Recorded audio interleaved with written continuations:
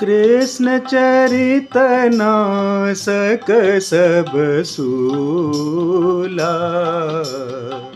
सदन सकल सुख मंगल मूला।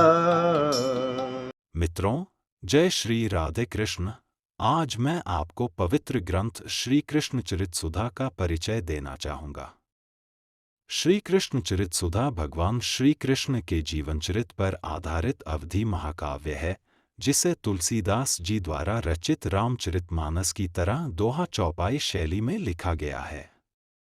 इस काव्य ग्रंथ में भगवान के संपूर्ण जीवन चरित्र को श्रीमद्भागवत, विष्णु पुराण, हरिवंश व महाभारत सहित अनेक पवित्र सनातन ग्रंथों के आधार पर कवि ने अपनी मौलिक विचारधारा बरकरार रखते हुए वर्तमान युगाचार के अनुरूप वर्णित किया है। ग्रंथ को कुल 8 अध्यायों में संयोजित किया गया है, जो इस प्रकार हैं। पहला अध्याय व्रज पर्व है, जिसमें मंगलाचरण के पश्चात वंदना प्रकरण है, तथा उसके बाद उग्र श्रवा शौनक, श्री शुकदेव जी परीक्षित व श्री व्यासवैशंपायन नजनमेजय के संवाद, यदुवंश का संक्षिप्त परिचय, राजा कंस के अत्याचार का वर्णन, भगवान श्री कृष्ण के जन्म की कथा तथा उनकी बाल लीलाएं, पूतना, तृणावर्त, प्रलंब, धेनुक, केशी आदि दुष्ट असुरों का सहार, गोवर्धन धारण, वेणु गीत, रासरहस्य, श्री राधिका जी की लीलाएं, कंसवध, सांदीपनी आश्रम में श्री कृष्ण व बलराम जी की शिक्षा दीक्षा तथा उद्धव गोपी संवाद आदि की कथाएं सम्मिलित हैं।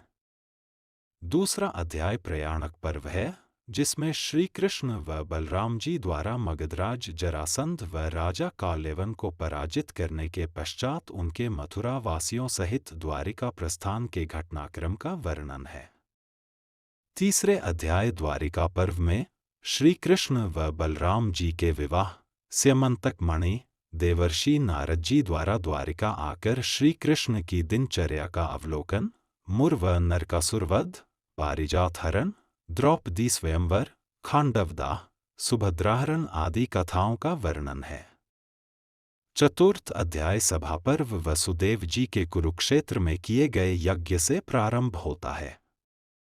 इसमें कुरुक्षेत्र में व्रजवासियों, भरतवंशियों तथा द्वारिका के यदुवंशियों के परस्पर मिलन, उपस्थित राजाओं और मुनिजनों के समागम, मुनियों तथा भगवान श्री कृष्ण के उपदेश, जरासंध वध, युधिष्ठिर के राजसूय यज्ञ, द्रौपदी चीरहरण व पांडव वनवास, शाल्व वध, वाणासुर पराभव तथा काम्यकवन में श्री कृष्ण के पांडवों से भेंट करने की घटनाएं सम्मिलित हैं।